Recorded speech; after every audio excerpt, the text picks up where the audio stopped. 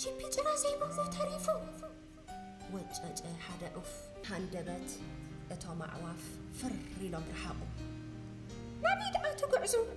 ኣብ ማእከል ግራት ደው ዝበለ ሓረስታይ ኣንጸባራቒ ሓፂን ኣብ ኣእዳዉ ዓቲሩ ምስ ተዓዘበ ቺፒ ናብ ብጾቱ ምጽምባር መረጸ ሃንደበት ብርቱዕ ተኽሲ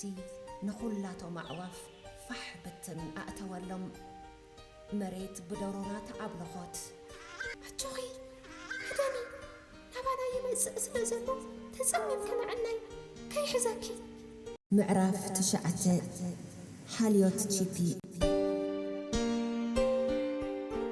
እታ መንገብገባ ዝተነጸየት ዑፍ ኣብ ማእከል ኣቝጽልቲ ተሓቢኣ ብብኽያት ተነኽነኸት ቺፒ ይቐንስወኒ ኣሎ ሓፍ ምግባል ይስእን ኣለኹ እንታይ ይሕሸኒ በለቶ ቁስ በለ ቺፒ ድምፁ ኣትሒቱ እቲ ሰብኣይ ጌና ጥቓን ኣሎ ክትሓዊ እንተደሊኺ ሓንሳእ ተኣገሲ ድሓር ከዓ ኣነ ምሳኺ ኣለኹ ኣይትፍርሒ ኢሉ ኣጸናንዓ ጽንሕ ኢላ እታ ዑፍ ኣፋ ሃህ እናበለት ቺፒ ማይ በርጸሚዜ በለቶ ድሓን ባዕለይ ከምዝኣልክ እየ በላ ቺፒ በይነኸ ምጥራፍ ይፍርሓክ ድዩ ኢሉ ሓተታ ኣይፈለየ ንስኻ እሳለኻዮ ኢላ መለሰትሉ ቺፒ ካብቲ ኣቝጽልቲ ቅድሚ መውፅኡ እቲ በዓል ብረት ጌና ኣብ ጥቕኦም ከይህሉ ከባቢኡ በዒንቱ ኮለሎ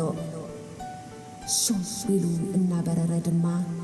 ኣብቲ ዕምበባታት ንዝተሰለመ ለሰ ሰንጢቑ ዝውሕዝ ሩባ በጽሐ እታ ኣቐዲሙ ተላሊዋ ዝነበረ ዕምበባ ጽጌረዳ ደበናታት ሰማይ በግራብ ቀላሚጦስ እናተደረዛ ክቀዳደማ ኣንቃዕሪራ ትዕዘብ ነበረት ንቺፒ ኣማዕድያ ምስ ረኣየቶ ቺፒ ንዓ ቅድምድም ደበናታት ተዓዘብ ኢላ ዓደመቶ ቺፒ ግን ዝህወኽ ስራሕ ስለ ዝነበሮ ሕጂ ክእለኒ ኣይትሓዝኒ ኢልዋ ናብቲ ሰማይ ገጹ ተዓዝረ እታ ዕምበባውን ካብ ፍቓዱ ኣይወፀትን ሰላምታ ሂባ ኣፋነወቶ ቺፒ ናብታ ህርንቲ ብፀይቱ ተመሊሱ ነተን ብመትኮቢኡ ተሰኪሙላ ዝመፀ ማይ በብሓንቲ ንጣብ ኣስተያ ከመይ ኺዲኺ ድማ በላ ንድማይ ደኣ ሓሊፉኒ እኳ በለቶ ቺፒ ጥረ ሱፍን ደቀቕቲ ጽንጽያታትን ዓራርዩ ኣምፅአላ ከምቲ ብንእሽትኡ ከሎ ዓዲኡ ትገብረሉ ዝነበረት በብሓደ ኣብ መትኮቢኣ እናኾለተ ከም ዕሸል መገባ እዚ ኹሉ ክኸውን ፀሓይ ብግዲኣ ሰዓታ ጸብጺባ ብድሕረተን ጎቦታት ስለ ዝተኸወለት መሬት ጸልመተት ከዋኽብቲ ኣብ ሰማይ ብልጭ ብልጭ እናበላ ተቐልቀላ ወርሒውን ከቢባን ደሚቓን ነቲ በዓል ቺፒ ዝተዓቐብሉ ኣቝጽልቲ ብብርሃና ኰልዓቶ ሓደ ጉንጓ ኣብ ጥቕኦም ኣብ ዝነበረ ገረብ ጠልጠሊሉ ጥሜቱ ምጽዋር ሲኢኑ ይጣራዕ ነበረ ቺፒ እታ ህርንቲ ብፀይቱ ብቑሪ ከተንቀጥቅጥ ምስ ረኣያ ሕቑፍ ኣቢሉ ኣማሞቓ ሽዑ ንሳ ኣዝያ ደኺማ ስለ ዝነበረት ኣብ ነብሱ ለቢባ በጥ በለት ንግሆ ካብ ድቃሳ ምስ ተበራበረት ቺፒ ብጭኻ ኣይትግድፈኒ ጌና ይቐንስወኒ ኣሎ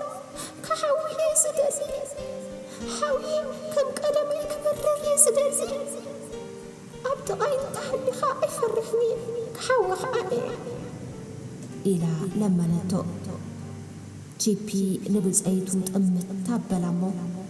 ኣጆኺ ወትሩ ምሳኺ ክኸውን ኣነ እውን ጽቡቕ ናትኪ እየ ዝምነ በላ ሽዑ ካብቲ ኣቝጽልቲ ወፂኡ ንብፀይቱ ቀለብ ዝኾንዎ ምቁራት ጥረታት ክምእረር እናበረረ ከደ